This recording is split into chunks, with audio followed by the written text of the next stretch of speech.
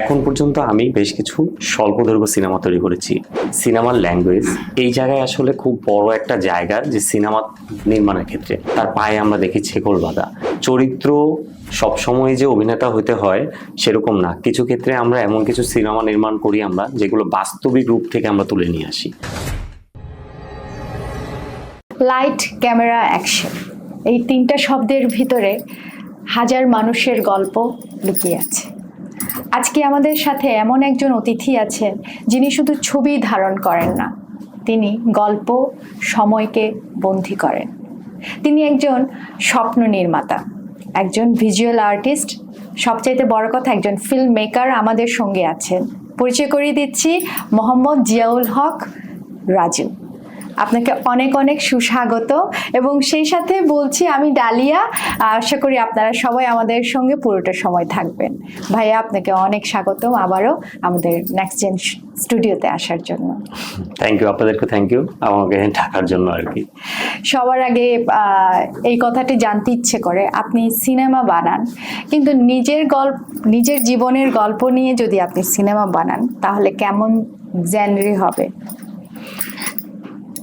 Cinema আসলে কি, আমরা যত যাই বলি, সিনেমা আসলে জীবনের যে আমাদের যে মানে প্রতিনিয়ত যে জীবনের যে সময়, আমাদের যে স্থান, সেই সময়টাকে আমরা তো অনেক সময় আমাদের জীবন যাপনের সাথে যে এই ঘটনাগুলো আমরা আসলে ভিজুয়ালি কখনো থামিয়ে দেখতে পাই না। আসলে সিনেমায় যেটা হয় যে আমরা আসলে সেটাকে থামিয়ে দেখতে পাই, সেই জার্নিটাকে সবার সামনে দেখাতে পারি। তো সেই জীবনটা, আমার জীবনটা হয়তো বা আমি উপলব্ধি করতে পারছি, কিন্তু আমার জীবনটা কিন্তু আমি আসলে সব মানে ওইভাবে দেখতে পারছি না যেভাবে সিনেমাতে দেখা যায়। তো দিন শেষে একটা জীবনের জার্নি, একটা গতিময় জীবন যেটা আমার চলমান, সেটাও একটা মানে ঘটনার মাধ্যম দিয়ে প্রভাবিত হচ্ছে। তো সেই ঘটনাটাও আমরা কোনো না কোনোভাবে কারো না কারো মাধ্যমে সেটাকে ফুটিয়ে তুলি। তো সিনেমা শুধুমাত্র যে একটা শব্দই বন্দি ব্যাপারটা এরকম না। আসলে আমরা এই গতিময় সময়টাকে আসলে একটা ভিডিওর মাধ্যমে, সেই ভিজুয়াল মাধ্যমে আমরা আসলে রিপ্রেজেন্ট করি, তখন এটা মানুষের জীবনে কোনো না কোনোভাবে প্রভাবিত হয় আর কি। জি, আমরা সবসময় সিনেমা দেখতে পছন্দ করি এবং সিনেমা দেখতে ভালোবাসি অবসর সময়ে, কিন্তু আপনারা কিভাবে এই যে মানুষের যে ভালো লাগার সময়গুলোকে কাজে লাগিয়ে কি চিন্তা আসে, কি ক্রিয়েটিভিটি আপনারা করেন যে হ্যাঁ আমরা এবার ভালো একটা সিনেমা বানিয়ে মানুষের জীবনে আমরা একটা প্রভাব ফেলবো? আচ্ছা, আমি একটু আমার জীবনের সাথে যুক্ত করে আমি একটু বলি। সেটা হচ্ছে, এখন পর্যন্ত আমি আমাদের সিনেমার, আমরা তো পূর্ণদৈর্ঘ্য সিনেমা, স্বল্পদৈর্ঘ্য সিনেমা তৈরি করি। এখন পর্যন্ত আমি বেশ কিছু স্বল্পদৈর্ঘ্য সিনেমা তৈরি করেছি। সেটাও মানে পূর্ণদৈর্ঘ্য যে বড় সিনেমা আমরা যেটা বলি, সেই সিনেমাটা আমার এখনো সেই জার্নিটাতে এখনো পা দেওয়া হয়নি, কিন্তু হয়তো কোনো না কোনোভাবে আমি ওই সিনেমাগুলোর সাথে যুক্ত ছিলাম। কিন্তু আমার নিজের পরিপূর্ণ সিনেমাটা এখনো মানে পূর্ণদৈর্ঘ্যটা এখনো করে ওঠেনি। শিক্ষানবিশকালীন। হ্যাঁ, এবং আমি শুধুমাত্র মানে যেটা হয়েছে যে আমি বড় সিনেমাগুলোর সাথে, মানে পূর্ণদৈর্ঘ্য সিনেমাগুলোর সাথে এখন পর্যন্ত হয়তোবা আমি সহযোগী ডিরেক্টর, আমি হয়তোবা কখনো আর্ট ডিরেক্টর, এইভাবে কাজ করে যুক্ত ছিলাম। কিন্তু আমি যে একদম পরিপূর্ণ মানে পূর্ণদৈর্ঘ্য সিনেমার পরিচালক, সেই হিসাবে আমি এখনো যুক্ত হইনি, কিন্তু হয়ে যাব খুব শীঘ্রই। কিন্তু আমি আসলে বেশ কিছু স্বল্পদৈর্ঘ্য সিনেমাই নির্মাণ করেছি। তো আমি জাস্ট এই কারণে আপনাকে এক্সপ্লেনেশনটা দিলাম, এই কারণে যেটা হচ্ছে যে সিনেমার আমরা যখন স্বল্পদৈর্ঘ্য সিনেমার গল্প বলতে যাই, তখন আমাদেরকে খুব স্বল্প সময়ের মধ্যেই আমাদেরকে পুরো অনুভূতিটা প্রকাশ করাতে হয়। তো আমরা এই অল্প সময়ের মধ্যে যখন আমরা বলতে যাই, তখন আমাদের টেকনিক্যালি অনেক কিছুই প্রয়োজন হয়, যেমন হচ্ছে ক্যামেরার প্রয়োজন হয়, সাউন্ড, টেকনিক্যাল অনেকগুলো ইস্যু এখানে থাকে যেগুলো আমাদেরকে ব্যবহার করতে হয়। কিন্তু সিনেমার একটা বড় ব্যাপার আছে, যেটা আসলে সবচেয়ে বড় ব্যাপার, যেটা হচ্ছে যে একটা অনুভূতির প্রকাশ। সেই অনুভূতিটাই সবার আগে, সেটাকে আমি কিভাবে এই টেকনিক্যাল মাধ্যমে আমি অপোনেন্ট দর্শককে আমি কিভাবে এই ভিজুয়ালের মাধ্যমে তাকে আসলে সেই অনুভূতিতে প্রকাশ করাবো, সেইটা আসলে সেইখানেই ভাবনার বিষয়টা থাকে। যেমন আমি একটা এক্সাম্পল দিই আপনাকে। যে ধরেন আমাদের একটা বিখ্যাত সিনেমা, ধরেন পথের পাঁচালী একটা সিনেমা। পথের পাঁচালী সিনেমায় আমরা দিন শেষে এই সত্যজিৎ রায় যখন এই সিনেমাটি নির্মাণ করেন, তখন তিনি কিন্তু এই সিনেমা অনেক টেকনিক্যাল বিষয় ব্যবহার করেছেন, ক্যামেরা, সাউন্ড, এগুলো থাকবেই, যেটার মাধ্যমে এই ভিজুয়ালটাকে ক্যাপচার করা হয়েছে, ধারণ করা হয়েছে। কিন্তু মূল ব্যাপার হচ্ছে অনুভূতির জায়গা এবং সেই গল্পের ম্যাটাফরিক অ্যাপ্লাইটা, যে আসলে আমি রূপকর্থে কিভাবে কোন শটের মাধ্যমে মানে ওই ইমোশনকে আমি দর্শকের মধ্যে সে অনুভূতির বহিঃপ্রকাশ করাবো। তো এরকম একটা বিখ্যাত সিকোয়েন্স আছে যে যখন দুর্গা যখন আসলে ওই একটা গহনা চুরি করে ফেলে, সেইটাকে যখন ওইটাকে ধামাচাপা দিতে হয়, তখন সেটাকে একটা কচুরিপানা টাইপের একটা জায়গা পানিতে যখন ফেলে দেওয়া হয় এবং কচুরিপানা এসে আসলে আবার ঢেকে যায়, এবং সেই জায়গাটা আসলে এই যে ওই যে কচুরিপানার আসার ব্যাপারটা, এইটা একটা রূপকর্থে উনি এক ধরনের ইমোশনের বহিঃপ্রকাশ করেছেন অন্য একটি তৃতীয় একটা অবস্থানের মাধ্যম দিয়ে। তো এই যে সিনেমার ল্যাঙ্গুয়েজ, এই জায়গায় আসলে খুব বড় একটা জায়গা যে সিনেমা নির্মাণের ক্ষেত্রে। আর তখন যখন আপনি শুধু এই টেকনিক্যালের বাইরে যে আপনি সিনেমায় সেই বিষয়গুলো নিয়ে আসতে পারবেন, তখনই আসলে সিনেমার যে অনুভূতি প্রকাশ পায়, সেটাকে আসলে শিল্পের নামে মানে সেটা পরিবর্তন হয়ে শিল্পে পরিণত হয় আর কি। তো আমি এই কথাটাই বলতে চাই যে টেকনিক্যাল বিষয়ের বাইরেও চিন্তা, যে একটা পরিচালক আসলে যে কি চিন্তা করছেন, এক একজন এক একভাবে এক এক পার্সপেক্টিভে ভাববেন, এটাই স্বাভাবিক। কিন্তু শিল্পী কিভাবে সেটা প্রেজেন্ট করতে চান, তার সেই অনুভূতির বহিঃপ্রকাশ করতে চান, সেটাই আসলে ডিপেন্ড করে সেই সিনেমার শিল্প হয়ে দাঁড়ানোর পেছনে। জি, আপনি অত্যন্ত ক্রিয়েটিভ একজন মানুষ এবং আপনার অনেক ফিল্ম আসছে, ইন ফিউচারও আমরা দেখতে পারবো। তো তার আগে আপনি বর্তমানে কি সিনেমা নিয়ে আছেন? আমি বর্তমানে আমি একটা শর্ট ফিল্ম নির্মাণ করতে যাচ্ছি। খুব রিসেন্টলি একটা শর্ট ফিল্ম বানাবো, যেটা একটা নারীর গল্প। তো ওই গল্পটা নিয়ে কাজ করছি। তো এইখানে খুবই একটা বেসিক একটা গল্প নিয়ে আমি কাজ করছি, যে গল্পটার মূল প্লটটা হচ্ছে এরকম যে আসলে যে একটা নারী যে কিনা একটা বাসায় তার হাজব্যান্ড, শ্বশুর শাশুড়ি সবাইকেই সার্ভ করে, কিন্তু এক মুহূর্তে দেখা যায় যে সে খুব হ্যাপিলি সার্ভ করে, কিন্তু যখন তার সময়টা হয়, যে তার একান্ত সময়টা, তার একটা নাচের ক্লাসে যাবে, সে যখন যাবে, তখন তার পায়ে আমরা দেখি ছেকল বাঁধা। সেই ছেকল বাঁধাটা, শেকলটার লেন্দিটা এমন একটা জায়গা থাকে, সে আসলে সর্বোচ্চ দরজা পর্যন্তই যেতে পারে, দরজার পরে আর বেরোতে পারে না। কারণ তাকে সর্বোচ্চ সবকিছুই করতে দেওয়া হয়েছে তার ঘরের ভেতরে, তার আঙ্গিনায়, যে তুমি এইখানে যতটুকু পারো এভাবেই হ্যাপিলি থাকো, কিন্তু তোমার যে আলাদা একটা তার যে ভালো লাগা, যেটা কর্মের বাইরে, আমার ভালো লাগার জন্য আমি নাচ করব, আমি ভালো লাগার জন্য গান গাইবো, সেই স্বাধীনতায় তার স্বাধীনতা নেই। তো এই প্লটটা নিয়ে আমি একটা কাজ করছি, যেটার প্রেজেন্টেবল জায়গাটা, তার লোকেশন সবকিছুই থাকবে একটু ম্যাটাফরিক, এবং একটা সোরিয়ালিজমকে আমি ইনভলভ করে আসলে ওই সিনেমাটা করব আর কি। আপনার কথা শুনে মনে হচ্ছে যে একজন ফিল্ম মেকারের লাইফ কত হাজার হাজার গল্প দিয়ে হচ্ছে যে আবৃত। সে প্রতিনিয়ত গল্প রেডি করছে, গল্প জন্ম দিচ্ছে, সৃষ্টি করছে। তো তার নিজের গল্পটাকে কখনো চাপা পড়ে যায় এত এত গল্পের ভিড়ে? আসলে সত্যি কথা বলতে কি, প্রতিটি ফিল্ম মেকারের ভেতরেই এক ধরনের অনুভূতি কাজ করে, যে অনুভূতির বহিঃপ্রকাশই কিন্তু সে আসলে ঘটায়। দিন শেষে আমি মনে করি হয়তোবা এই গল্পটা একটা নারী চরিত্র প্রেজেন্ট করছে, কিন্তু এই ফিল্ম মেকার এই ঘটনাটার মধ্যে সর্বপ্রথম সে তার অনুভূতি অনুভব করেছে। সে কি যদি আসলে অনুভব না করতে পারতো, তাহলে কিন্তু সে এই গল্পটা তাকে কখনোই করার জন্য চেষ্টা সে করতো না। তো কোনো না কোনো ভাবেই ফিল্ম মেকার যখন একটা প্লটকে চুজ করে, বা কোনো একটা ইমোশন তাকে আসলে যখন আসলে ইমোশনটাকে যখন সে ক্যারি করে, তখন আসলে কোনো না কোনো ভাবেই সে সেই গল্পটাকে তার গল্প হয়ে যায়, তার জীবনের কোনো না কোনো ইমোশনকে যুক্ত হয়েই সেটা রিপ্রেজেন্ট হয়ে যায়। তো আসলে আমার মতে পার্সোনালি আমার যেটা হয়, আমার সবগুলোই গল্প হয়তোবা চরিত্র হতে পারে নারী, চরিত্র হতে পারে সেটা শিশু, কিন্তু দিন শেষে এই গল্পের সাথে আমি যুক্ত হয়ে যাই, যে কারণে গল্পটা আমার হয়ে যায়, তখন এই বহিঃপ্রকাশটা আসলে আমারই হয়। আপনি যখন গল্প সৃষ্টি করেন আর যখন গল্পের জন্য চরিত্র খুঁজেন, মনের মতো কি পাওয়া যায় সব সময়, নাকি আপনার এই জায়গায় একটু ক্রাইসিস কাজ করে না, যে মানে এদিক ওদিক করে হলেও কম্প্রোমাইজ করতে হয়েছে?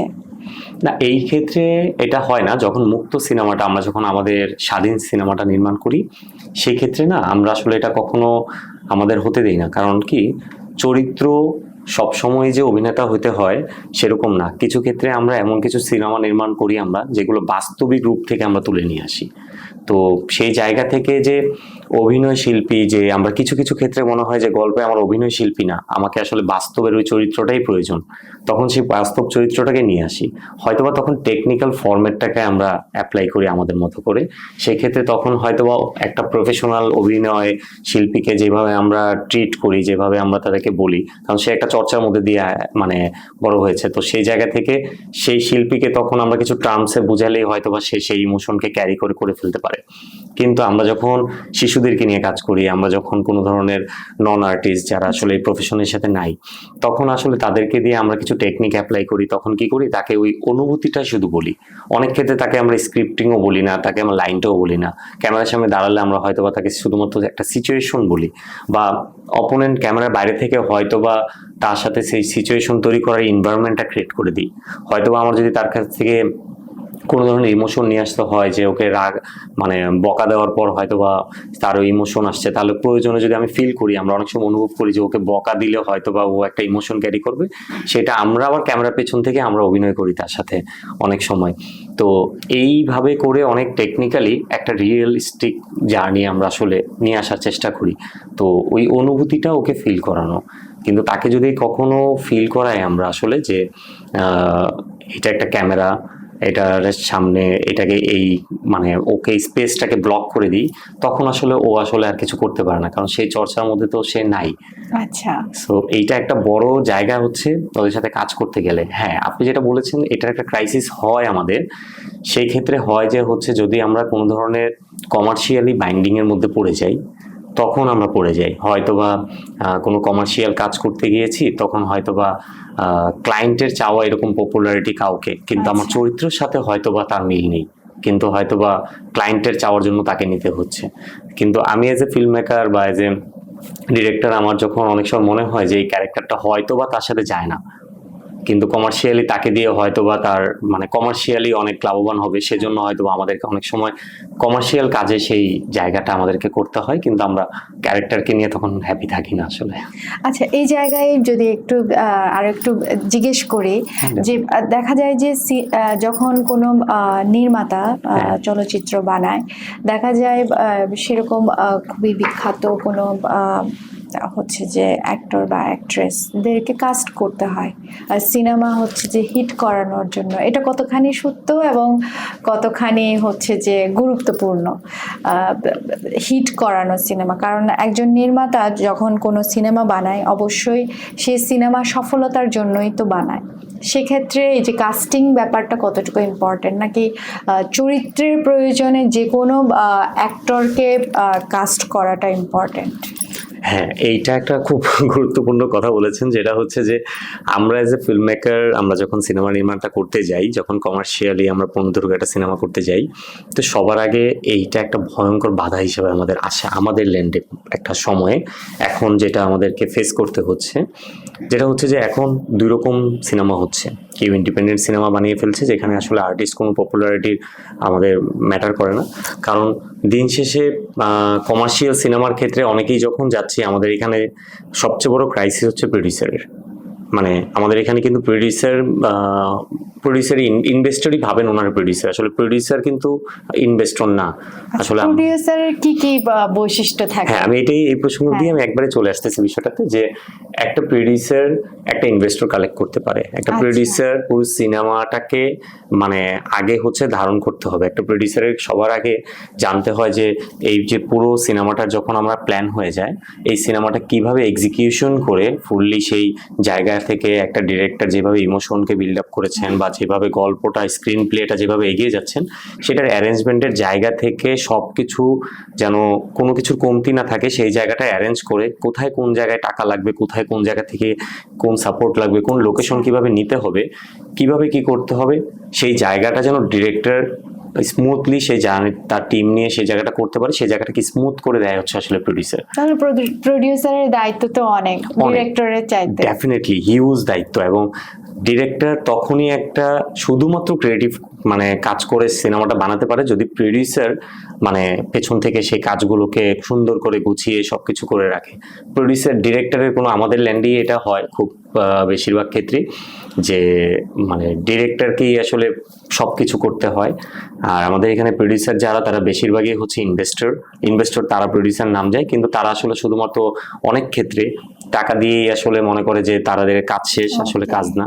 কারণ তার একটা বিশাল রোল আছে, তার নিচে এক্সিকিউটিভ প্রোডিউসার থাকে, তার পিছনে লাইন প্রোডিউসার থাকে, এই প্রোডাকশন কন্ট্রোল টিম থাকে। এই পুরো টিমটাকে এমন সুন্দরভাবে উনি সাজিয়ে রাখে যাতে করে লোকেশন ম্যানেজার সবকিছু থেকে যেন ডিরেক্টর খুব সুন্দরভাবে তার গল্পটাকে বলে যেতে পারে। কোনো ধরনের financial crisis, location wise crisis, artist crisis, এগুলোর মধ্যে তাকে না যেতে হয়। এবং প্রোডিউসারের কাজটা ডিস্ট্রিবিউশন পর্যন্ত কোথায় কিভাবে যাবে, এটা মার্কেটিং প্ল্যান কি হবে, কারণ ইনভেস্টর থেকে যখন টাকা আনতে হয় তখন প্রোডিউসার সেই প্ল্যানিংটা করে আনে। সো এই ক্ষেত্রে যেটা হয় যে আমাদের এখানে যেহেতু ইনভেস্টর প্রোডিউসাররা সেই নামটাই ক্যারি করে, বিশেষ ক্ষেত্রে, সব ক্ষেত্রে না, কিছু সিনেমার ক্ষেত্রে এখন যেমন হাওয়া সিনেমা যদি বলি বা এরকম কিছু সিনেমা আছে, রোহিত যদি বলি, এই ধরনের বিশেষ সিনেমার ক্ষেত্রে এখন আমাদের, বা এই ধরনের সিনেমার ক্ষেত্রে আমাদের প্রোডিউসাররা কাজ করে। কিন্তু বেসিকলি কমার্শিয়ালি ক্ষেত্রে অনেকেই যে প্রোডিউসাররা যারা কাজ করছে আরো আগের সময়ে যদি বলি, তো ওনারা যেটা করেছেন যে ওনারা কিছু আর্টিস্টকে বাইন্ডিং করে দিচ্ছেন যে ওকে হলেই আমার সেল হবে অনেক বেশি, আমার দর্শক অনেক বেশি দেখবে, আমাদের এখানে স্টার কাস্টিং ওনাকে নিতে হবে। কিন্তু বর্তমানে এই সময় আসলে ওইটা, এই অবস্থানটা নেই। এখন গল্পের উপরই আরো অনেক বেশ কিছু আগের থেকেই গল্পের উপর দর্শক তৈরি হয়েছে। যেহেতু দর্শক আমাদের এখানে দুই শ্রেণী, একটা হচ্ছে আমাদের এখানে বর্তমানে সিনেপ্লেক্সে একটা দর্শক তৈরি হয়েছে, আবার একটা সিঙ্গেল স্ক্রিনে একটা দর্শক আছে। এখন সিঙ্গেল স্ক্রিনে সিনেমা হলগুলো ধীরে ধীরে কমে যাচ্ছে, এবং ওইখানের যে হল পরিবেশ সেখানে আসলে দর্শক যে সিনেমা দেখতে আসলে আগ্রহ না। তো এখন সিনেপ্লেক্সের উপরই নির্ভরশীল সিনেমাই চলছে। তো এই সিনেপ্লেক্সে যখন কাজ করছে তখন কি হচ্ছে, তো এইখানে মাল্টিপল ধরনের জনরার, এখন এই সময় মাল্টিপল জনরার সিনেমা হচ্ছে, যে কারণে এখানে ভালো পারফর্মার যদি ভালো অ্যাক্টিং করে এবং সে পারফরমেন্সটা করে এবং সেটাকে রিয়েলিস্টিক জায়গায় নিতে পারে, তাহলে বাজেট কম বেশি এটা ম্যাটার করে না, সেই সিনেমা খুব ভালো কিছুই হবে। এবং এটা রিসেন্ট গত 2 বছর এটা প্রুভড হয়েছে। কিন্তু আমরা গতানুগতিক কিছু প্রোডিউসার যাদেরকে বলি যে ইনভেস্টর প্রোডিউসার হয়েছেন, তারা আসলে গল্পে সবসময় বলে দর্শক এটা খাবে না, দর্শককে এইটা খাওয়াও, দর্শককে ওইটা খাওয়াও, দর্শককে এইটা না করলে এটা হবে না। এইটা আসলে একদমই ধারণাটা ভুল। কারণ অনেক বিখ্যাত সিনেমা আছে যে সিনেমা দর্শক আগে এক্সপেক্টই করে নাই যে এই ধরনের কিছু সিনেমা হতে পারে। যেমন টাইটানিক সিনেমা কেউ বানানোর আগে বা দেখার আগে কেউ এক্সপেক্টই করে নাই এরকম একটা সিনেমা হতে পারে।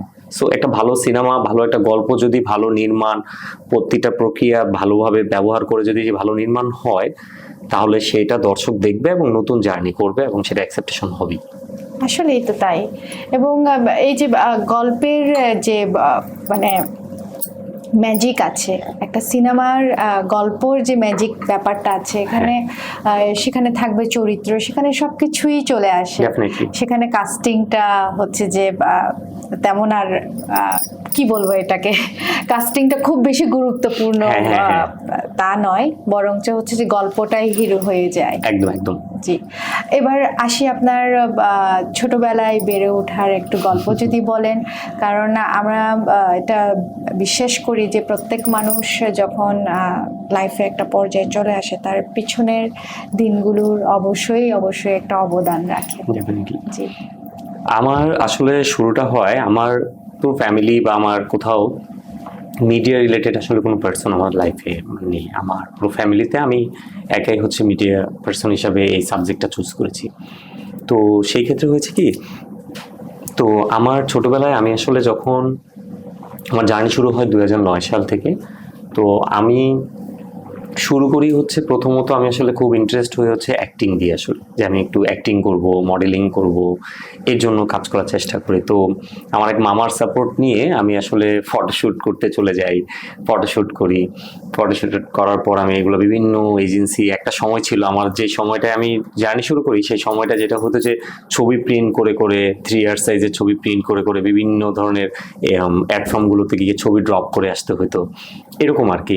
তো তখন মডেল যে যারা কোঅর্ডিনেটর যারা তাদের সাথে যোগাযোগ করতাম, তারা বিভিন্ন সময় করতো। তো আমাকে ওই সময় যেটা হয়েছে যে বিভিন্ন ছোট ছোট রোলের সময় অনেক সময় ডাকতো, বিভিন্ন ছোট হয়তো বা মুক্তিযোদ্ধার গল্প হচ্ছে সেখানে হয়তো বা আমাকে মুক্তিযোদ্ধা বানিয়ে দিচ্ছে, অথবা আমাকে কোনো ক্যারেক্টার আমাকে রাজাকার বানিয়ে দিচ্ছে, মানে এরকম ছোট ছোট রোল করতাম আর কি। এরকম তো ছোটবেলায় এটা খুব ইন্টারেস্টিং, এবং আমি ওই ছবিগুলো এখনো রেখে দিয়েছি আমার কাছে। মানে আমি খুব এখনো দেখি মাঝে মধ্যে খুলে খুলে, যাচ্ছে আমি এই সময়টা পার করে এসেছি, কত ইন্টারেস্টিং ছিল। আমি ওইটা খুব এনজয় করি।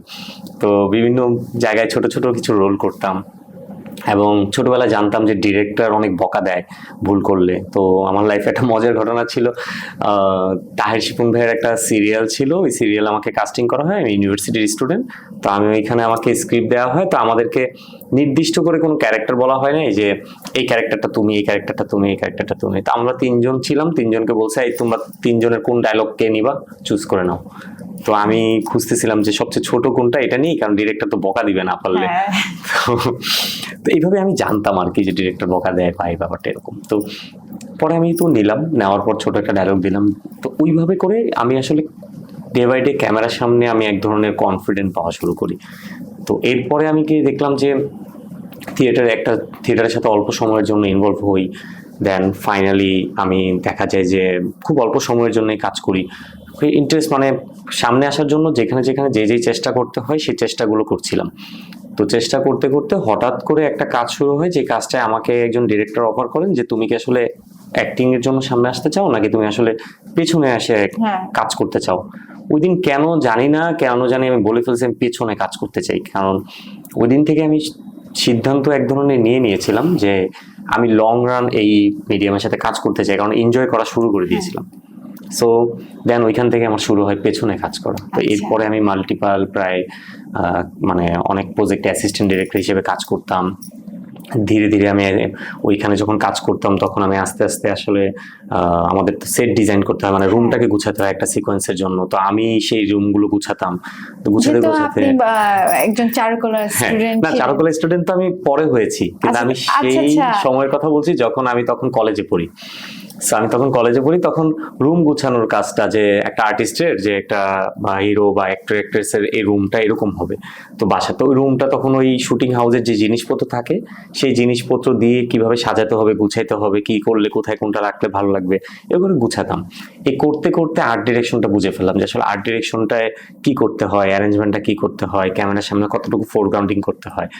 তখন আস্তে আস্তে আমি এইটা যখন আমি নিজ করা শুরু করলাম, তখন একসময় বাইরে অন্যান্য অনেক আর্ট ডিরেক্টরের কাছ থেকে অফার পাওয়া শুরু করি যে আর্ট ডিরেকশনে আমি ফ্রিল্যান্স করবো কিনা। তা আমি বিভিন্ন ডিরেক্টরদের সাথে গিয়ে নাটকে ওদের সেট বানিয়ে দিতাম।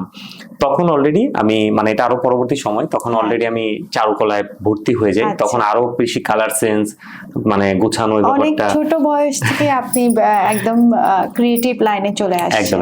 তাহলে কিভাবে আপনাকে পেইন্টিং অ্যাট্রাক্ট করলো? হ্যাঁ, তো আমি ওই প্রফেশনের কারণেই আমার কাছে মনে হয়েছিল যখন আমি ইউনিভার্সিটিতে ভর্তি হব তখন আমার মনে হয়েছে যে আমি আসলে আমার রিলেটেড কোন একটা সাবজেক্টে ভর্তি হতে চাই। তো প্রথমত আমার চারুকলা প্ল্যান ছিল না, আমার আসলে ড্রামাটিক্সে ভর্তি হওয়ার প্ল্যান ছিল। সো আমি আনলাকি যেটা হচ্ছে যে আমি ড্রামাটিক্সে জাহাঙ্গীরনগরে যখন পরীক্ষা দিতে যাই, আমি পরীক্ষা শুরু হয়ে যাওয়ার 1.5 ঘন্টা পরে পৌঁছাই। তো পৌঁছাতে পারি না। তো পরে আমি হতাশ হয়ে যাই কোথায় ভর্তি হবো, তখন আমি ইউডা চারুকলাতে ভর্তি হই।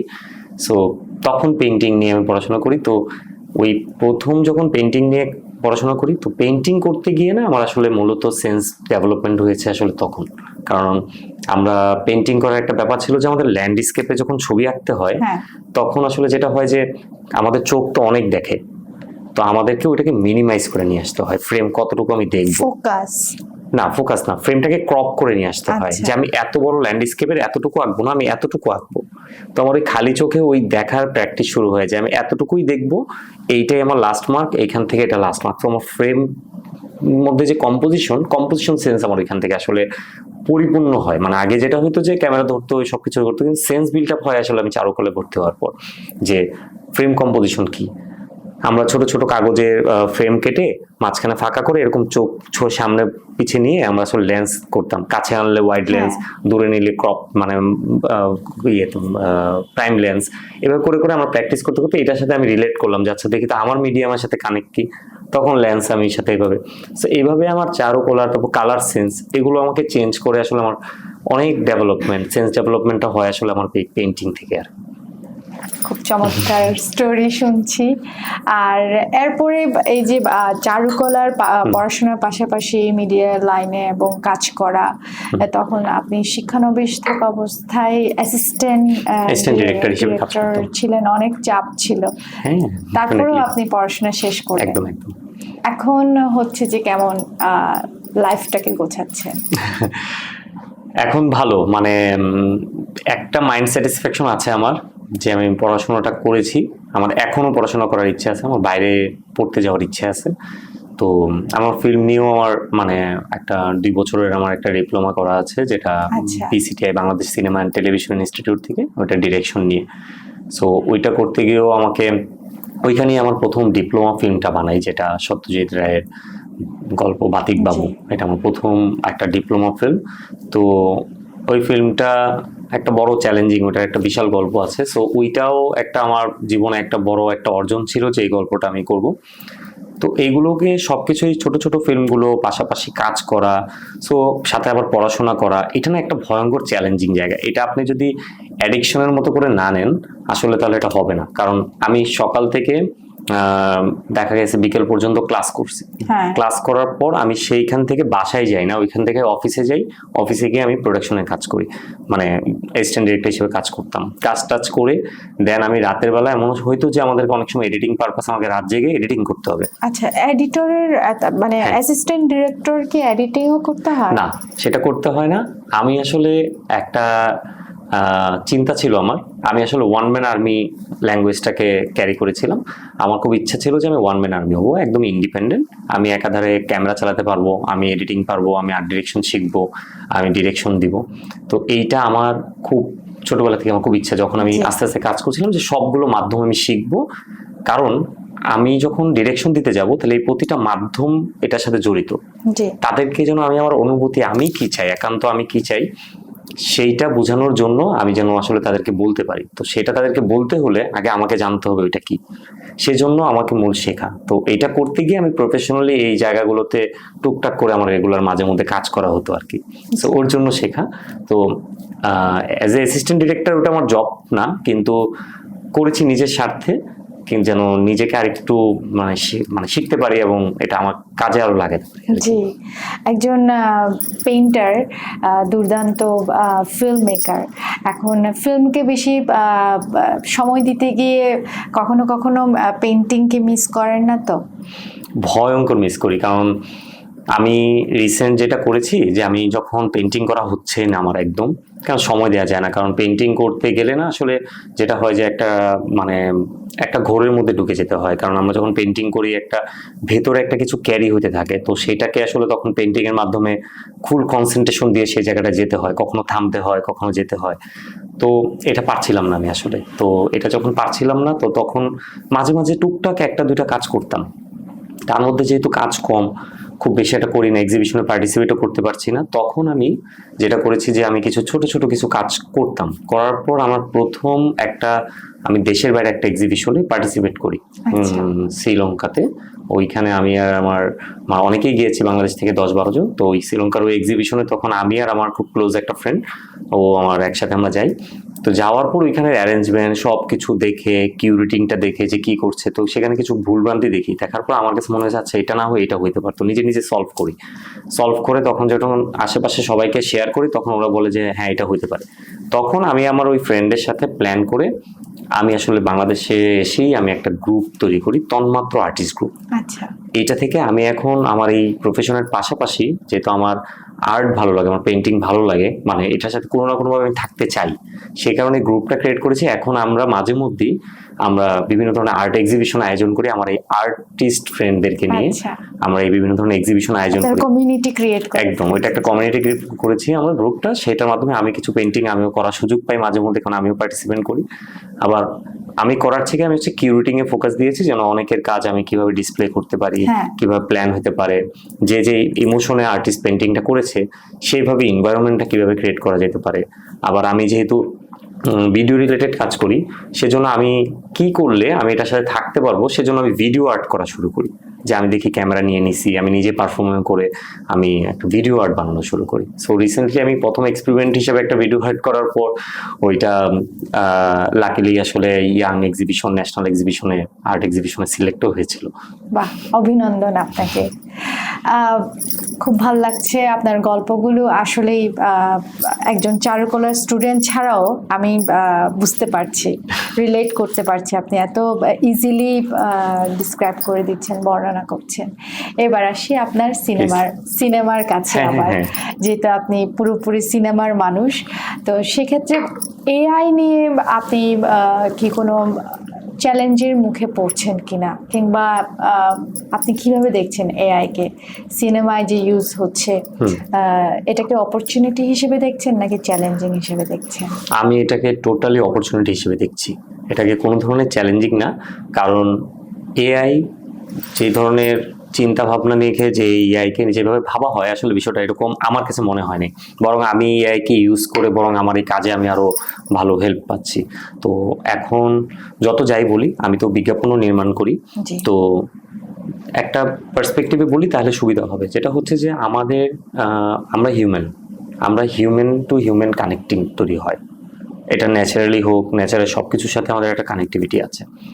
আমরা যখন কোনো এআই এর মাধ্যমে কোনো ক্যারেক্টার দেখি, আমরা যতই বলি আমরা যে হিউম্যানের ক্রাইসিস দেখে আমরা যেভাবে আবেগ আপ্লুত হই, সেটা আসলে এআই যখন আমি ধরতে পারি এটা এআই ক্যারেক্টার বা এটা এআইতে নির্মাণ, আমার রিয়েল ইমোশনটা আসলে কাজ করে না, সেটা আমাকে হিউম্যানেই যেতে হবে।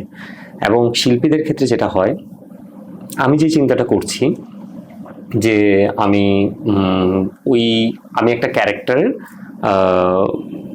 এক্সপ্লেনেশন যেভাবে তৈরি করছি, তার একটা ব্যাকগ্রাউন্ড স্টোরি আছে, তার ব্যাকগ্রাউন্ড ইমোশন আছে। সেই ইমোশনটাকে আমি যেভাবে ক্যারি করছি, আমি যেভাবে এটাকে মানে এক্সপ্লোর করব, সেটা এআই কখনোই পারবে না। এআই তখনই পারবে যদি আমি আমার ফুল অনুভূতি তাকে বুঝাতে পারি, সে তখন সেটার এক্সপ্লেনেশনে আসতে পারবে। কিন্তু সেটার জন্য আমাকেই লাগবে, সেটা এআই তার মতো করে পারবে না। বা আমি যদি অন্য কাউকে দিয়ে দিই যে আমি সিনেমাটা আমার মতো করে বানাচ্ছি, এটা অন্য কাউকে দিয়ে দিলাম, সেটাও তার মতোই হবে, আমার মতো হবে না। সো লুক লাইক আমরা ক্যামেরাকে কি করি, ক্যামেরাকে রেকর্ড দিই। ক্যামেরাকে রেকর্ড দিলে ও সিস্টেমের মধ্যে, ক্যামেরা রেকর্ডিং এর মধ্যে যে সিস্টেম আছে, সেই সিস্টেম অনুযায়ী সে ক্যামেরাতে রেকর্ড করে। তো ওকে যে কমান্ডিংটা দেওয়া হয়, সেম কমান্ডিংটা আমাদেরকে এআইকে দিতে হবে। এখন সুবিধা কোথায় থেকে হয়েছে? আমার সুবিধাটা হয়েছে, আমরা একটা গল্প বানাতে গেলে যে কারো ক্ষেত্রে যেটা হয় যে একটা সিনেমার আমি চিন্তাটা কি করছি, আমার যেহেতু একটা কমার্শিয়াল সিনেমা হোক বা কমার্শিয়াল কাজ হোক, আমাকে অপোনেন্ট যখন আমাকে ক্লায়েন্টকে বুঝাইতে হবে, তখন আসলে তাকে স্টোরি বোর্ড বা তাকে ছবি আকারে যদি আমি বুঝাতে পারি, তাহলে ওর ইমোশন আমি বুঝাতে পারবো যে আমার ইমোশনটা কেমন। সো বেটার আমি যদি সেটাকে সেই কমান্ডিং জায়গাগুলো দিয়ে, আমি যদি কমান্ড দিয়ে সেটাকে আমি যদি কিছু ইমেজ জেনারেট করে সেই গল্পের মতো করে আমি সাজাতে পারি, আমি যদি কাউকে দেখাতে পারি এবং আমার পুরো টিমকে আমি বুঝাতে পারি, সো আমার জন্য আরো মোর ইজিয়ার হবে। সো এইটাকে ব্যাপারটা হয়ে গেছে যে এটাকে নেগেটিভলি নিলি নেগেটিভের কিছু নেই, আমার কাছে পজিটিভলি লাগে। জাস্ট একটা এক্সাম্পল আমি যোগ করবো, এটা প্রাসঙ্গিক কিনা আমি জানি না, কিন্তু আমি বলছি আর কি, যে দেখেন মানে যুদ্ধের জন্য হয়তো বা বন্দুক তৈরি করা হয়েছে, এখন সেইটাকে আপনি কোন পারপাসে ব্যবহার করবেন সেটা আসলে ডিপেন্ড করছে। আপনি কি আসলে দেশের স্বার্থে, যখন আপনার দেশে কোনো আক্রমণ হচ্ছে, আপনার জন্য কোনো ধরনের পজিটিভ দেশের স্বার্থে বা মানুষের স্বার্থে কোথাও আপনি পজিটিভলি ইউজ করছেন, সেটার উপর ডিপেন্ড করবে আপনি আসলে সেই অস্ত্রের ব্যবহারটা কি করবেন, তখন সেটা পজিটিভ। আর যখন আপনি এটাকে কোন ধরনের অন্যায়ের জন্য আপনি ব্যবহার করবেন, সেটা অন্যায়। সো এআইকে আপনি কিভাবে ব্যবহার করবেন এটার উপর ডিপেন্ড করছে আপনার আসলে এআইয়ের উপকার অপকারিতা। খুব চমৎকারভাবে বলেছেন আপনি। এবার যাই আপনার প্রিয় চলচ্চিত্র নিয়ে কথা। আপনার দেখা সবচাইতে প্রিয় চলচ্চিত্র কি, এবং আপনি সেখান থেকে কি অ্যাপ্লাই করতে চান আপনার প্রজেক্টে? আমি সিনেমা নিয়ে পড়ার সময় আমি আসলে অনেকগুলো ফিল্ম মেকারকে, মানে মাস্টারপিস ফিল্ম মেকার দ্বারা আমি আসলে খুব মানে কি বলবো, অনেক বেশি আমি তাদের দ্বারা ইন্সপায়ার্ড। তার মধ্যে আমার সত্যজিতের প্রতি আমার একটা ভয়ঙ্কর একটা টান আছে। জি। ওনার সিনেমা, ওনার চিন্তা বা ওনার গল্পের প্রতি আমার কেন জানি না, ওই ওনার প্রতি খুব টান আছে। সো ওনার বিখ্যাত সিনেমা তো পথের পাঁচালী সবাই দেখেছেন, ওই সিনেমা তো বিখ্যাত, এটা সবাই জানে। তো ওই সিনেমাটা আমি বহুবার দেখতে হয়েছে, আমার পড়াশোনার কারণেই দেখতে হয়েছে, কারণ শর্ট বাই শর্ট আমাকে অ্যানালাইসিস করে করে করে করে রিসার্চ করার জন্য এই সিনেমাটা দেখতে হয়েছে। তো এরকম অনেক সিনেমায় আমাদেরকে দেখতে হয়েছে। তো ওনার পরবর্তী অনেক সিনেমা আছে যেগুলোতে আমাকে অনেক বেশি আমাকে প্রভাবিত করে আমার এখনকার কাজে, আমাকে যেরকম সীমাবদ্ধ সিনেমা, এরকম কিছু আছে যে সিনেমাগুলোতে দেখা গেছে যে সংলাপ একরকম বলছে, সেই সংলাপের সাথে আশেপাশের অনেক কিছুর ব্যবহার বা ওনার মানে আমাদের অ্যাক্টিং করার সময় বডি ল্যাঙ্গুয়েজ, আদার প্রপস ব্যবহার, ওইগুলো করে দর্শককে সেই সংলাপের ভাবার্থকে আরো বেশি মানে মিনিংফুল করে তুলে দেওয়া এবং আরো বেশি ইন্ডিকেশন করে দেওয়া এবং কোনো না কোনোভাবে সোশ্যাল পলিটিক্সকে নিয়ে আসা, এই বিষয়গুলো আমাকে খুব বেশি ভাবিয়েছে এবং আমি সেটাকে কোনো না কোনোভাবে আমার কাজে সেই ব্যবহারটা রাখতে চাই। এবং আরও যদি আমাদের বাংলার বলি যে ঋত্বিক ঘটকের সিনেমা, আর ইদানিং আমাকে যার সিনেমার কিছু জিনিস আমাকে খুব বেশি কাজ করছে সেটা হচ্ছে মৃণাল সেনের সিনেমা। ওনার বিখ্যাত কিছু সিনেমা আছে, সেই সিনেমাগুলো আমাকে আসলে কলকাতা ৭১, যেমন ইন্টারভিউ, এই সিনেমাগুলো আমাকে অনেক বেশি প্রভাবিত করে। আর যদি নর্মালি বলি, তারকাওয়াসকি আমার খুব ফেভারিট একজন ফিল্ম মেকার। তো এটা আসলে বললে আমি অনেকের অনেক কারণ দেখে ওটা বলতে পারবো, সো বললে অনেক, কিন্তু এদের অনেক বেশি প্রভাবিত হই এবং তারা যে অ্যাপ্লাইটা করেছে যে মিনিং জায়গা থেকে, সেই জায়গা থেকে আমি চেষ্টা করি যে আমারটাও একটা অর্থবহ কাজ হয়ে দাঁড়ায়। এইটাই। আপনি তো আপনার স্বপ্নের অনেক পরিচালকের প্রিয় ফিল্ম নিয়ে বললেন, এবার আসি আপনার নিজের বানানো ফিল্ম নিয়ে কিছু কথা। যেমন আপনার প্রথম ফিল্ম নাম কি আমাদের সাথে একটু শেয়ার করবেন, আর এরপরে আমরা র্যাপিড ফায়ারে যাব। এবং আপনি যে প্রথম সিনেমাটি বানিয়েছেন, মজার কোনো অভিজ্ঞতা আপনার টিমের সঙ্গে? আমার প্রথম যেটা আমি শর্ট ফিল্ম বানিয়েছি সেটা নাম হচ্ছে কাগজের ঘুড্ডি। তো এটা আমার একাডেমিকে পড়ার সময় আমাকে একটা টাস্ক ছিল যে 5 মিনিটের একটা ফিল্ম করতে হবে। তো ওই 5 মিনিটের ফিল্মের জন্য আমি আসলে ওই সিনেমাটা করেছিলাম। তো এটা একটা বাচ্চাকে নিয়ে ছিল। আচ্ছা। তো ওই গল্পের ধরনটাই ছিল এরকম যে একটা মানে গল্পের প্লটটা ছিল এরকম যে একটা বাচ্চা ছেলে যে আসলে ফ্লাক্সে করে চাটা বিক্রি করে। তো আমরা শুরু থেকেই দেখি যে একটা বাচ্চা অনেক বাচ্চাগুলো মিলে ঘুড়ি উড়াচ্ছে আর কি। তো আমি ঘুড্ডি বলছি কথাটা, কারণ আমি ঘুড্ডি সেই ল্যাঙ্গুয়েজটা খুব বাচ্চাদের ল্যাঙ্গুয়েজে যে জায়গাটা থেকে ঘুড্ডি উঠে আর কি। তো ঘুড্ডি উড়াচ্ছে ওরা সবাই মিলে। তো সেই এক মুহূর্তে একটা বাচ্চা যে আমাদের প্রোটাগনিস্ট, ওর বাচ্চাটার ঘুড্ডিটা কাটা পড়ে যায়। ওর তখন আফসোস হয়, মন খারাপ হয়। সে ঘুড়িটা যখন আকাশের দিকে মানে ভেসে অন্যদিকে চলে যাচ্ছিল, তখন হঠাৎ করে সে শুনতে পায় সে ঘুড়িটা তাকে ডাক দিয়েছে। তো তাকে বলে যে রবিউল, আমি কিন্তু চলে যাচ্ছি, তুই কিন্তু আমার আটকাইতে পারলি না। বলছে কই যাবে? আমি ওই যে আকাশের মানে দেশে চলে যাব। বলছে তখন বাচ্চাটার হঠাৎ মনে হয় আচ্ছা আকাশের দেশে তো আমার বাবা থাকে। তো সে তখন বলে যে একটা কাজ করে দিবা আমার। কি কাজ? বলছে ওই যে তুমি যেখানে যাচ্ছ আকাশে, ওইখানে আমার বাবা থাকে, তাকে একটু বলবা আমার ফ্লাক্সটা ভেঙে গেছে, আমার কয়েকদিন ধরে বেচা কেনা বন্ধ, আমার জন্য একটা ফ্লাক্স পাঠাইতে ওইখান থেকে। এই গুড্ডিকে বলে। তো গুড্ডি বলে যে কেন, কিভাবে ভাঙলো তোর? একটা নর্মাল কনভারসেশন মধ্যে গুড্ডি ওর সাথে কথা বলতেছে আর গুড্ডিটা তখন ভাসমান আকাশে ভেসে বেড়াচ্ছে। তো তখন ওকে বলে যে আমি ওই আমার পাশে আরেকটা বন্ধু আছে রবিউল, ও ভেঙে ফেলছে। তো এর মাঝখানে হঠাৎ করে বিকট ট্রেনের শব্দ শুনতে পায়। ও বামে তাকালি দেখি যে ট্রেনের শব্দগুলো ওর দিকে আসে, মনে হয় যে ট্রেনটা ওর দিকে আসতেছে। এর মাঝখানে দেখি ও ঘুমের মধ্যে ছিল, ওর বস্তি একটা ঘরের ভিতরে থাকে, ও কান চেপে ধরে। ওইখান থেকে সে তখন জেগে উঠলে ট্রেনটা, তার বাসাটা হচ্ছে ঠিক ট্রেনের পাশে বস্তি ঘরগুলো থাকে না, ওইরকম আর কি। ট্রেনটা যাওয়ার সময় শব্দে ওর ঘুম ভেঙে যায়।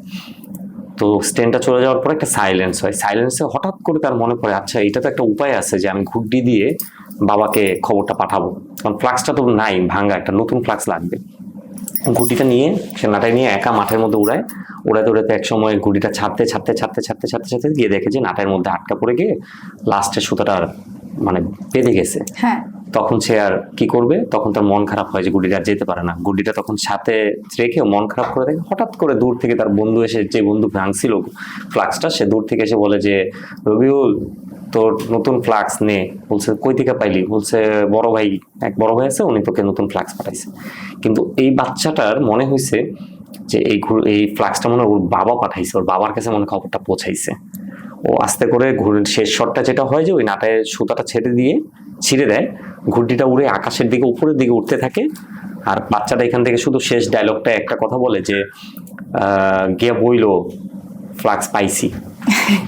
আমরা আপনার এই শর্ট ফিল্মটা দেখতে চাই, কারণ এটা সত্যি হার্ট টাচিং এবং আমার আজকে ভালো লাগছে আমি একজন সত্যিকার গল্পকারের সঙ্গে কথা বলছি। আসলে একজন ফিল্ম মেকার মাত্রই হচ্ছে যে একজন গল্পকার। র্যাপিড ফায়ারে যায়, ভয়ঙ্কর জায়গা, ভয়ঙ্কর জিনিস আমি কখনো জীবনে করি না, এটা জানি না পারবো কিনা। শর্ট ভাবে উত্তর দিলে ট্রাই করবো, আমি জানি না এখন, উইদাউট মানে থিঙ্কিং আর কি। ঠিক আছে, শুরু করছি। সিনেমা না ওয়েব সিরিজ? সিনেমা। ডকুমেন্টারি না ফিকশন? ডকুমেন্টারি। ড্রোন না হ্যান্ড হেল্ড সিনেমা?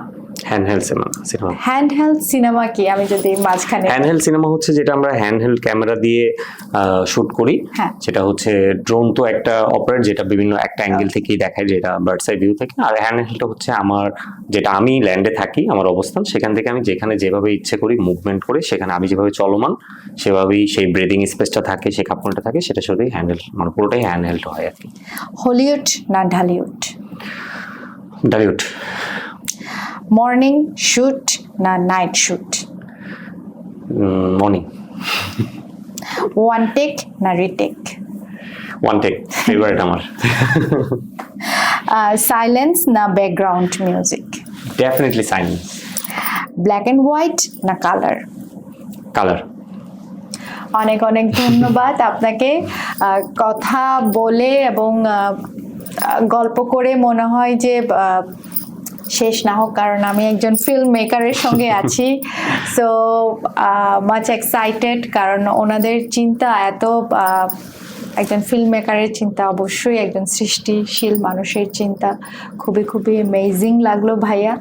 আমাদের এত ব্যস্ততার মাঝেও আপনি আমাদের সঙ্গে এসে সময় দিয়েছেন, আপনার মূল্যবান সময়। হ্যাঁ, একদমই থ্যাংক ইউ আপনাদেরকে। মানে আমি প্রথম যখন এখানে আসার সিদ্ধান্ত নিই, আসলে আমি দেখেছি আপনাদের বেশ কিছু প্রোগ্রাম, আমাকে খুবই দারুণ লেগেছে আপনাদের প্রোগ্রামগুলো, যে আসলে খুব ভালো। এবং যে মানুষগুলোকে আপনারা নিয়ে আসেন, মানে আমি বাদে আর কি, যে মানুষগুলোকে আপনারা নিয়ে আসেন সেই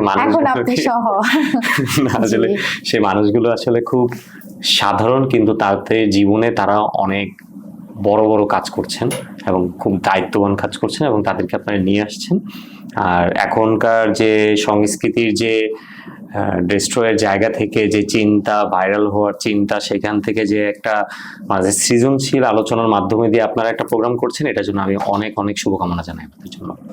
আপনাকেও শুভকামনা জানাই, এবং ইন ফিউচার আপনার আরো ফিল্ম আমরা দেখব, এবং আপনার সুদূর সফলতা আমরা কামনা করি। একদম দোয়া করবেন আমার জন্য। Thank you. ওয়েলকাম। ভাইয়া, ফিল্ম মেকিং বললেই মানুষ মনে করে অনেক বিগ অ্যারেঞ্জমেন্ট, অনেক ফাইন্যান্সিয়াল এখানে ব্যাপার আছে। তো অনেকে এই ফিল্ম মেকার হতে স্বপ্নটা ভয়ে দেখে না। তো সেক্ষেত্রে আপনার কি কোনো টিপস আছে, যে এখন যারা স্বল্প হচ্ছে যে যাদের অ্যারেঞ্জমেন্ট অত নেই, কিন্তু ওরা স্বপ্ন দেখে ওরা ফিল্ম মেকিং করবে, ওদের জন্য আপনার কি টিপস? এইটা আমি সবার আগে একটা ভুল ধারণা আমাকে ভেঙে দিই, সেটা হচ্ছে যে সিনেমা মানি বড় অ্যারেঞ্জমেন্ট, বড় ব্যাপার, সেটা না। এটাকে আসলে depends on commercial cinema, independent cinema. ওয়ার্ল্ডের পৃথিবীর সিনেমা ইতিহাসে এখন পর্যন্ত এমন অনেক সিনেমা আছে যেগুলো স্বল্প ব্যয় এবং জিরো বাজেট সিনেমা বলা হয়, যেগুলোকে জিরো বাজেট সিনেমা হয়। তো সেই ক্ষেত্রে আমি জাস্ট বলবো যে এই ক্ষেত্রে অনেকেই এখন আমাদের কাছে একটা মোবাইল অন্তত আছে, তো অনেকে যে যে জায়গায় আছে, যেমন যদি যে গ্রামে আছে, সে যদি তার জানালার বাইরেই অনেক গল্প আছে, সেই গল্পটাকেও সে যদি ক্যামেরাতে রেকর্ড করে, তাহলেও সেটা একটা ভালো রেকর্ড করে সেটাকে একটা গল্পের মাধ্যমে সে সাজায়, সেটাও এক ধরনের ফিকশনাল জায়গা থেকে তৈরি হবে। কারণ শুধুমাত্র চরিত্রই যে রাখবে ব্যাপারটা এরকম না, প্রকৃতির অনেক এলিমেন্টস আছে, মানে গাছ আছে, পাখি আছে, যদি সে মোমেন্টেবল রিয়েল মোমেন্ট, রিয়েল লাইট, এইগুলোকে যদি সে তার মোবাইল থেকে আসলে রেকর্ড করতে পারে, সেগুলোকে এডিট করতে পারে, সেটাও একটা খুব সুন্দর একটা ন্যারেশন হতে পারে। এবং সিনেমা মানেই যে শুধুমাত্র ফিকশন না, আসলে নন ন্যারেটিভ সিনেমা আছে যেটা documentary cinema. So documentary cinema একটা ওয়ার্ল্ডের এখন পর্যন্ত একটা দারুণ সিনেমা, যে র্যান্ডমলি তার মোবাইল দিয়ে যে কোনো জায়গা থেকে যে কোনো ডিভাইস দিয়ে করতে পারে। এখন আমি সেজন্য এখন সবাইকেই বলি যে, আমি একটা এক্সাম্পল দিয়ে বলি যে আমার বাসার যে ছোট ভাগ্নে আছে, সে মোবাইলে সারাক্ষণ গেমস খেলে। তো আমি তাকে বলেছি যে তুই গেমস না খেলে তোকে আমি কিছু টিপস দেখাই। তো আমি ওকে কিছু শর্ট দেখাইছি যে এরকম নিবি, এই যে এটা দিয়ে জুম করা যায়, এটা দিয়ে এটা করা যায়, রেকর্ড দিয়ে এটা নিবি। তারপর একটা সফটওয়্যার আছে, যে এডিটে অনেক সফটওয়্যার পাওয়া যায়, যার যেটা সুবিধা হয়, ফ্রি সফটওয়্যার, সেটাতে রেখে সে তার মতো করে এডিট করছে, ফ্রি মিউজিক দিয়েছে, এটা একটা ফিকশনের মতো হয়ে গেছে। সো এই মোবাইল ফিল্ম মেকিং দিয়েও আপনার মানে ইন্টারন্যাশনালি বড় বড় ফেস্টিভ্যালও আপনি সাবমিট করতে পারবেন, বড় বড় জায়গায় আপনি সাবমিট করতে পারবেন, বাংলাদেশে সব জায়গায় করতে পারবেন। সো এটা কোনো ম্যাটারই করে না যে একটা বড় অ্যারেঞ্জমেন্ট লাগবে সিনেমা হতে। সিনেমা মানেই সিনেমা, এই অ্যারেঞ্জমেন্ট ব্যাপারটা এরকম না। সিনেমা শব্দটা একটা গল্প বলতে চায়, সেটা আসলে কেউ নন ন্যারেটিভ ভাবে, কেউ ন্যারেটিভ ভাবে। তো আমি সবাইকে অ্যাডভাইস করবো এই জায়গা থেকে, আমরা মোবাইলে অহেতুক অনেক কিছু থেকে সময় নষ্ট না করে সেই মোবাইলটা দিয়ে আমাদের আশেপাশে অনেক ঘটনা ঘটছে, সেই ঘটনাগুলো কোনো অ্যাক্টর অ্যাক্ট্রেস করছে না, যে ঘটনাগুলো খুবই কেউ হয়তো আমরা দেখতে পাই না, সেটাকে যদি আসলে যে ক্যামেরাতে বন্দি করতে চায়, সে যদি শুধুমাত্র ক্যামেরাতে রেকর্ড করে সেগুলোকে সুন্দর করে সাজিয়ে একটা মোমেন্টেবল জায়গা করতে পারে, তো এইটাও একটা সিনেমা হয়েই দাঁড়াবে। একদম তাই। এবং এই টিপস শুনে অনেকেই অ্যাপ্লাই করবে আশা করি। আমি দর্শকের কাছে চলে যাই আপনার থেকে বিদায় নিয়ে। জি, সুপ্রিয় দর্শক মণ্ডলী, কথা বলছিলাম আমাদের যে তরুণ নির্মাতা, চলচ্চিত্র নির্মাতা এবং খুবই মেধাবী। তিনি শুধুমাত্র চলচ্চিত্র নির্মাণেই করেন না, তিনি পাশাপাশি গল্প বলেন। আজকে যেমন আমাদেরকে গল্প বলে গেছেন, আমাদেরকে আপনারা বলুন কে কি হতে চান, নির্ভয়ে নিজের স্বপ্নের পিছনে কারা কারা ছুটতে চান সাহস নিয়ে। আমাদের এই প্রোগ্রাম দেখে কেমন লাগলো অবশ্যই কমেন্টে জানাবেন, এবং হ্যাঁ, লাইকস, কমেন্ট, সাবস্ক্রাইব করতে ভুলবেন না। সবাই ভালো থাকবেন, ধন্যবাদ।